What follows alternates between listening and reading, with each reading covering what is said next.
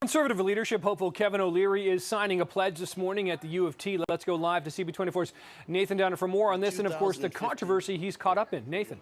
In the 2015 election, Justin Trudeau promised Canadians, and particularly the next generation of Canadians, modest deficits and a return to balanced budgets within his first term. A year and a half later, here we are, and we have two broken promises. The debt is exploding. We now have over $640 billion in debt. That debt costs us interest payments that could pay the tuition of every student in Canada. That is why we are so pleased to have a political candidate here, Kevin O'Leary, coming to sign our pledge to take a stand for those future generations. Thank you, Kevin. He is drawing a line in the sand on debt and deficits, and he is delivering a message that we can build a better world for future generations, not just a more indebted one. Kevin, thank you so much for coming and making this commitment for us today, and joining 9 of your colleagues in making this commitment to balance the budget, to keep the budget balanced, and to gradually reduce the debt burden on young Canadians. Thank you very much. You got it. Thank you. First of all, I'm very happy that you're getting involved in this situation, because not only is Trudeau screwing you, he's wiping out the future of your children. He's promised deficits for the next 38 years, leaving you $1.5 trillion in debt. That means basically your children, their children, are going to be servicing foreign debt for the rest of their lives. The reason this is happening is, unfortunately, like everybody else, I wanted to give him a chance, but I now realize he's an incompetent when it comes to managing an economy. He's never read a balance sheet, never read an income statement, doesn't know how to run a business. Everybody's figuring that out. He's got to go. I tell you, in 2019, it will not be an election, it will be an exorcism. I will excise all of these policies and get us back on track to balancing budgets and making Canada the wealthy country it should be. He's a disaster. Je suis le seul qui peut battre Justin Trudeau à 2019. Little French there for you. So how are you going to do this?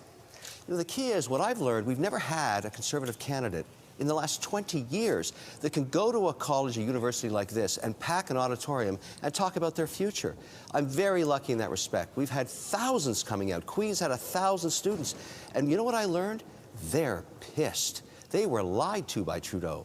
That sunny ways stuff, there's no sunny ways. There's a bare light bulb in their parents' basement. They're living there waiting to get a job. That's what they're mad about. I mean, look, you can lie about a whole bunch of stuff, but if you actually promise jobs you never deliver, that's how you lose an election. I'm going to tear all that support away from him. He's a disaster. So to balance a budget in 2 years after being elected, if you win Prime Minister, could we expect cuts? I mean, how would you actually balance the budget? It's not about cuts. It's about being competitive as an economy. You can see what's happening south of the border, cutting taxes, cutting regulations, no green tax, no carbon tax, and getting an employment going in the U.S. And Trudeau's swimming like a salmon lost up a river in the other direction. More personal taxes, more carbon taxes, more regulation, more moratoriums on development. You can tell the country's grinding to a halt. He's a very weak manager. Why? Never done it before.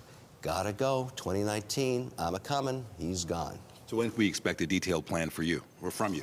You'll see a lot more policy, but I'm not an idiot. I'm going to wait to see what the U.S. does and then match their taxes. I don't understand why you would bring a budget when the whole world is shifting under your feet, when you're competing with Mexico and the United States and you're going ahead of them.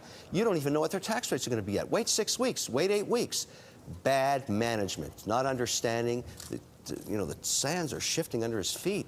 Morneau's a disaster, too. Think of how good Flaherty was with Harper, the yin and the yang, the back and the forth, the yes and the no. Morneau, his name should be more yes. He can't say no. That's his problem. All right, different story. Your reaction to one of your staffers accused of buying party memberships. You've probably seen this story. Yes, yes. But you know what I say? This is really important that we just keep peeling the onion. For every candidate, we're all in the same boat. Leave politics aside.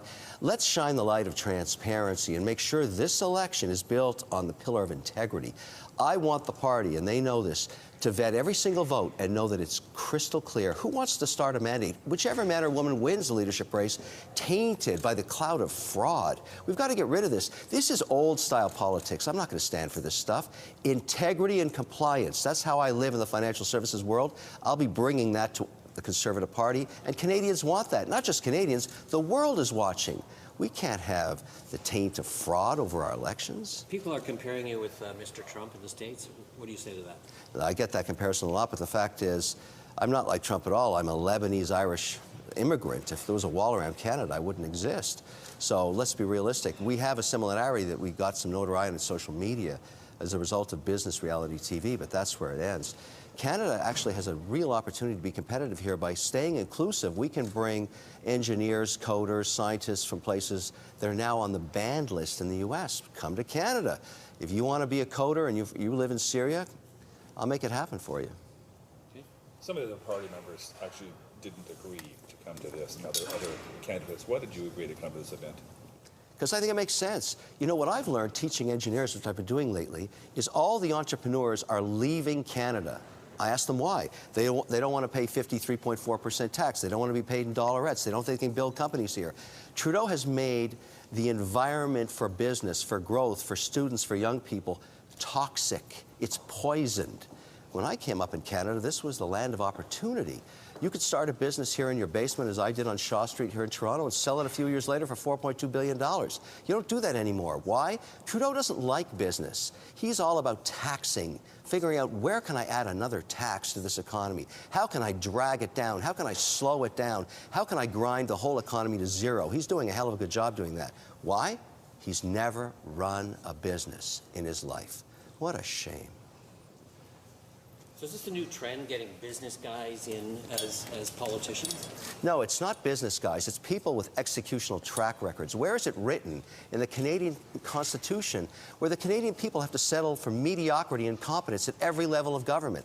Look at a Kathleen Wynne. Look at a Rachel Notley. On top of that, the toxic poison of a Trudeau. You combine a Notley with a Trudeau, look what happens. You go to Texas and tell the Texans about carbon tax. The same morning, Shell took $12 billion out of Canada. Where'd they put it? Texas, where they want the money, where they're pro-business, pro-jobs, pro-growth. These are the kind of leaders we got to get rid of. I mean, this is the whole thing, is let's actually bring the A-team to Ottawa. Men and women that actually have a delivered skill set of excellence. They have a track record of doing stuff. Look at, for example, you know, the caucus that we see in Trudeau's government. He kept talking about diversity, diversity, diversity. He never uttered the word competency. How about somebody that can actually do the work? Think of the problem we're having right now. So these images of people crossing into Canada with their children, freezing on rivers, risking their lives, and then I don't even know who Ralph Goodale is, but he's supposedly taking care of this problem. I saw Evan Solomon ask him a question last weekend. And there must be a disease you catch when you're in Ottawa too long and you're a politician, because he spoke for 8 minutes and said nothing, offered no solution. I'm going to fire that guy when I get to Ottawa. That's the kind of guy I would have fired if he worked for me a long time ago. There's so much incompetence in Trudeau's government. We've got to clean it all up. We have to make Canada work. This country should be running like Switzerland. Instead, it's a disaster run by incompetence with totally mediocrity in their track records. All right, I've been listening in as Conservative leadership candidate Kevin O'Leary rails against Justin Trudeau and also makes a promise there to balance budget.